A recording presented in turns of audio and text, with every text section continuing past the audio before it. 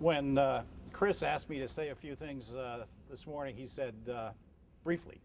And I then received an email from Richard saying 3 or 4 minutes would be good. And I said, well, wait a minute. Now, who's in charge of this program anyhow? But I will be brief. I just thought I would share with you a few perspectives on what things were like when I came up here in 1972 and what the difference is now. In 1972, we started this as a pilot program, and it started as a result of the vision that George Bruno had at New Hampshire Legal Assistance, and he recruited me from Public Defender Service in Washington, D.C.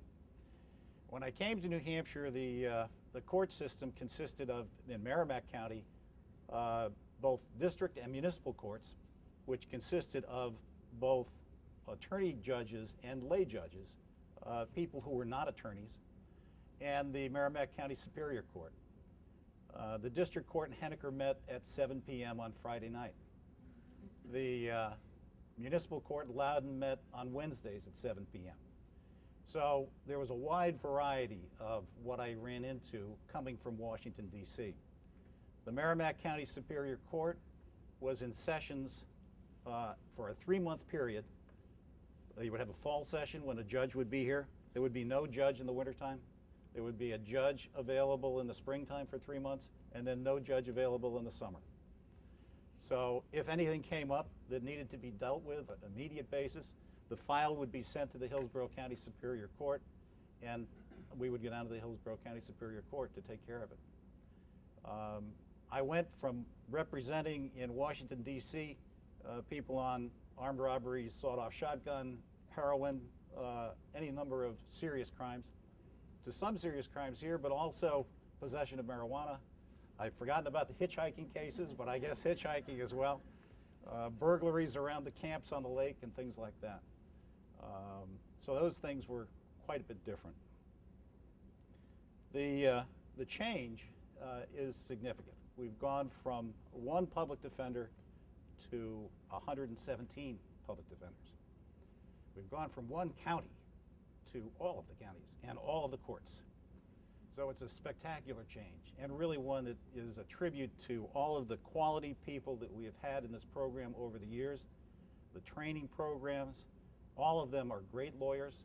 All of you are great lawyers. When we look at the resumes of people who are hired at the board level, and we go through these resumes, we're just amazed, not only at the qualifications in terms of academics and skills, but also the dedication to what you've been doing prior to coming to this program in terms of indigent defense and representing indigent people. As you know, the court system has changed a great deal. We now have 3 Superior Court judges on a full-time basis in Merrimack County, and a number of them throughout the state. The clients that you're representing are a wide variety of people. I went from representing, when I was in Washington, D.C., 1 white client, to coming to New Hampshire, and in the period of time that I was a public defender here, representing 1 African-American client. And that was the mix of people that were involved. Now you're representing people from all kinds of ethnic backgrounds, a wide variety of people. And it's a great challenge, and it's a great opportunity. So it's important that you get this training and that you carry forward with the training and that you use it effectively. You know, I had one case that I think was interesting. Shortly after I was here, one of my clients was arrested, and she was brought into the Concord District Court. She pled guilty and was fined.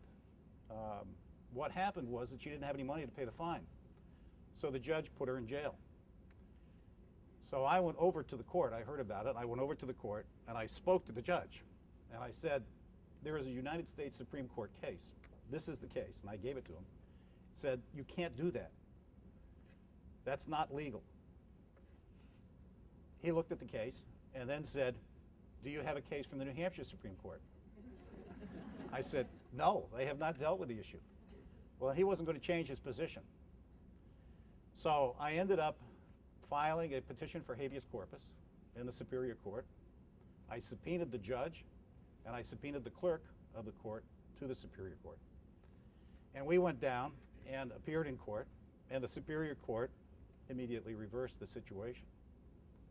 It was important in establishing the credibility of the program because we had attempted to work this out, to explain the situation, and it wasn't getting anywhere. And they needed to know that in that situation, we would follow up. We would do what we needed to do. You had a similar case, I think, recently in the program, where it was necessary to establish that, in fact, what is the law, and we need to go forward on that basis. But what's always made us very effective, I think, with the bar and with the court system, is that we put the client first, we represent the client, we do so professionally, and it's always the client's interest that we're putting forward first. That's the first thing that we consider. So I'm in awe of all of you. I appreciate your having me here today, and I appreciate the very kind remarks. I've forgotten an awful lot of the stuff that Chris was talking about, but it's been a great ride, and I really enjoyed it. Thank you.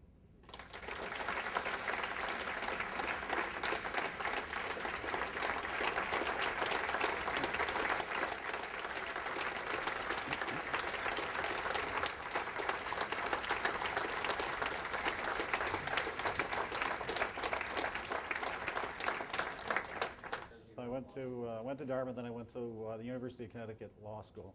And while I was there, I was a student public defender with a program that we had there. And I worked in the U.S. Attorney's Office one summer as an intern in Hartford. And one of the assistant U.S. attorneys there was a public defender, former public defender from Washington, D.C. So I decided to interview down there, and went down and did interview with them. Ended up with the same kind of situation where there was a funding issue. They weren't sure whether they were going to have funds or not. I foolishly turned down 3 different jobs because I wanted to wait and see if I could do the public defender thing. And their funding came through, and so I was hired, and I started as a public defender in D.C.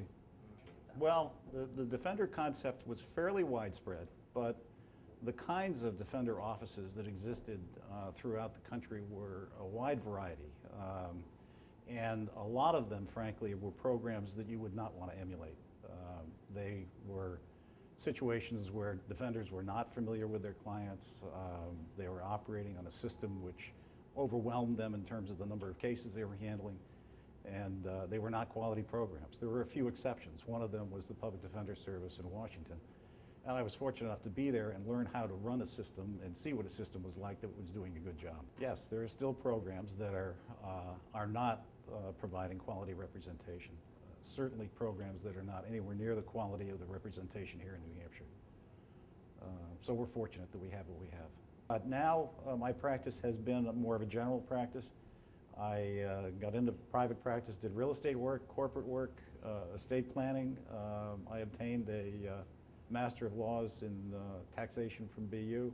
So it's a wide variety. It's a more general variety than you would see normally now because of my trial background and the advanced degrees. I think I'm going to take a break from legal work and try and expand my horizons a little bit and look for some other things to do.